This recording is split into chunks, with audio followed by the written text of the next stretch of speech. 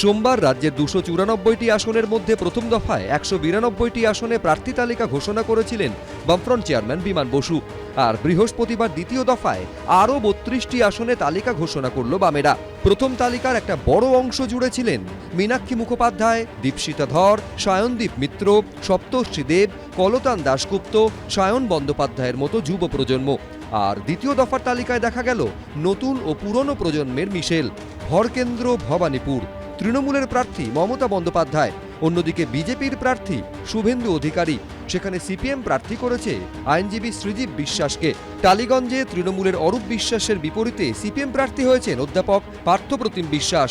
নির্বাচন কমিশনের ফুল বেঞ্চ পশ্চিমবঙ্গে আসার পরদিনই সর্বদল বৈঠক করে তারা। সেখানে রাজ্য সম্পাদক মোহাম্মদ সেলিম ও সিপিএম নেতা শ্রমিক লাহিড়ির পাশে দেখা যায় তরুণ নেত্রী আফরিন বেগমকে। যাদবপুর বিশ্ববিদ্যালয়ের গবেষক আফরিন বেগম। বালিগঞ্জে বর্ষিয়ান তৃণমূল নেতা ও রাজ্যের মন্ত্রী শোভনদেব চট্টোপাধ্যায়ের বিপরীতে তাকেই প্রার্থী করেছে সিপিএম।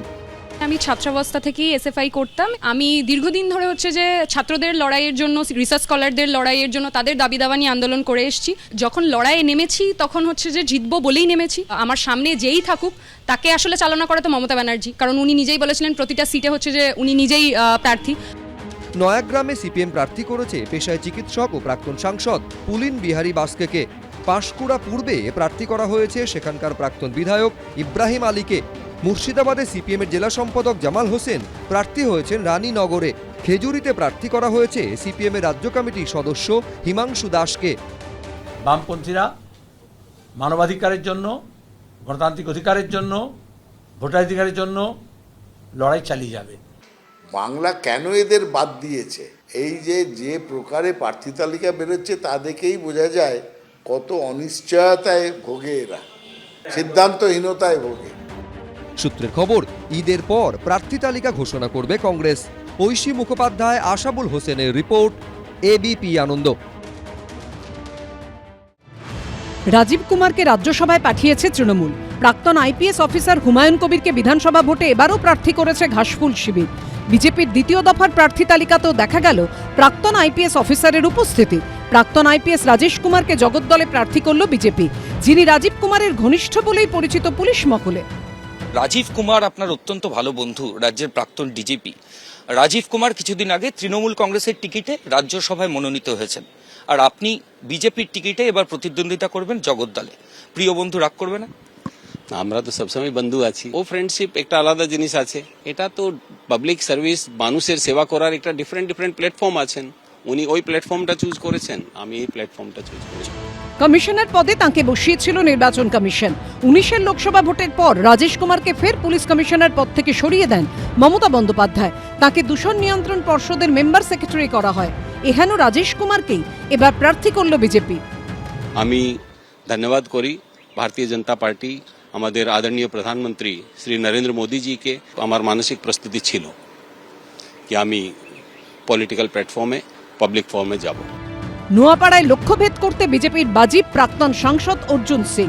তাঁর লড়াই হবে তৃণমূলের তরুণ প্রার্থী তৃণাঙ্কুর ভট্টাচার্যের সঙ্গে। প্রিয়াঙ্কুকে যদি আমি প্রতিদ্বন্দ্বী মনে করি তাহলে প্রতিদ্বন্দ্বী শব্দের অপমান আছে। দলের তরুণ মুখ আইনজীবী তরুণজ্যোতি তিওয়ারিকে রাজারহাট গোপালপুরে প্রার্থী করল বিজেপি। তাঁর লড়াই তৃণমূলের অদিতি মুন্সির সঙ্গে। এগরা থেকে লড়বেন শুভেন্দু অধিকারীর ভাই দিব্যেন্দু অধিকারী। এই তৃণমূল কংগ্রেসের এই যে অপশাসন, 15 বছরের সরকার, এই সরকারের বাংলার মানুষ নিষ্কৃতি পেতে চেয়েছে। রাজ্যসভার প্রাক্তন সাংসদ রূপা গঙ্গোপাধ্যায়কেও বিধানসভার যুদ্ধের ময়দানে নামালো বিজেপি। সোনারপুর দক্ষিণে রূপা গঙ্গোপাধ্যায়ের সঙ্গে লড়াই হবে তৃণমূলের লাভলি মৈত্রর। পাপিয়া অধিকারীকে টালিগঞ্জ থেকে প্রার্থী করল বিজেপি। তার সঙ্গে লড়াই হবে মন্ত্রী অরূপ বিশ্বাসের। পশ্চিমবঙ্গে সাধারণ মানুষগুলো যখন ছোট ছোট বাচ্চাগুলোকে ডেইলি 100 টাকা 120 টাকা পাবে বলে এই বোমা ফ্যাক্টরিতে কাজ করাতে বাধ্য হচ্ছে, স্কুলে না পাঠিয়ে, তো এই দিনটা আর আমরা কতদিন? বিধাননগরে বিজেপি প্রার্থী করেছে চিকিৎসক শরৎ দত্ত মুখোপাধ্যায়কে। তাঁকে লড়তে হবে মন্ত্রী সুজিত বসুর বিরুদ্ধে। রাজ্য বিজেপির সহসভাপতি তাপস রায়কে বিজেপি টিকিট দিয়েছে মানিকতলা থেকে। প্রাক্তন বিধায়ক সাধন পাণ্ডের কন্যা শ্রেয়া পাণ্ডের সঙ্গে তাঁর লড়াই। গত 24-এর নির্বাচনে যে ঘটনা আমার কলকাতা উত্তরে এবং মানিকতলাতে যেগুলো ঘটেছিল, সেগুলো না ঘটলেই ভালো। আশা করব যে এবারে নির্বাচনে সেই ধরনের অসভ্যতা অভব্যতা কিছু ঘটবে না। বারাকপুর আসনে কৌস্তব বাগচিকে প্রার্থী করল বিজেপি। তাঁর লড়াই তৃণমূল প্রার্থী রাজ চক্রবর্তীর সঙ্গে। আরও তৃতীয় তালিকা বেরোবে, চতুর্থ তালিকা বেরোবে। বাংলার মানুষ খুব বুদ্ধিমান মানুষ, সেই কারণেই এদেরকে কাউকে শূন্যতে পর্যবসিত করেছে, এর মধ্যেই কাউকে শূন্যতে নিয়ে যাবে। এবার বাংলার ক্ষমতায় ওই তৃণমূল কংগ্রেসকেই বিপুল জয়লাভ করে নিয়ে আসবে। মাল বিধানসভায় প্রার্থী হিসেবে দল শুক্রা মুন্ডার নাম ঘোষণা করতেই দলীয় অফিসে ভাঙচুর চালায় বিজেপি কর্মীদের একাংশ। মাল শহরের গুরজাং ঝোড়া মোড়ে বিজেপি পার্টি অফিসের টিনের গেট ভেঙে ভেতরে ঢুকে চেয়ার ভাঙচুর করেন কর্মীরা। ছিঁড়ে ফেলা হয় বিজেপির পোস্টার। ছেঁড়া পোস্টারে জাতীয় সড়কের পাশে আগুন ধরিয়ে দেন তারা। খবর পেয়ে ঘটনাস্থলে পৌঁছয় পুলিশ। মাল বিধানসভা আমাদের সকলের আশা ছিল যে বিধানসভা ভিত্তিতেই ক্যান্ডিডেট হবে, তো সেখান থেকে দাঁড়িয়ে যে দলের যারা কর্মী আছে তাদের ক্ষোভ প্রকাশ হয়েছে। প্রার্থী ঘোষণা, প্রচার, ক্ষোভ বিক্ষোভ চলছে। বাজিমাত করবে কে, জানা যাবে 4 মে। এবিপি আনন্দ। এবিপি আনন্দ, এগিয়ে থাকে, এগিয়ে রাখে।